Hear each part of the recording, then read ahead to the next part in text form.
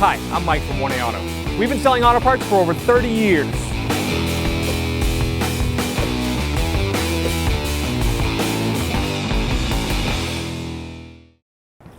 To change the front wiper blades, we're going to pull the arm up,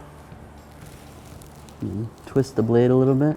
There's a little tab right here. You're going to push with your finger right there. And then we're going to slide the blade in, just like that. Here's that little tab right there. Just push up on that.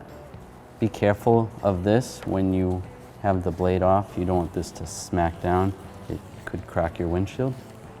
So keep that in mind. To reinstall the blade, you're just going to grab it and just around that hook, pull it straight through till it clicks. And then push it down. And it's going to be the same on the passenger side.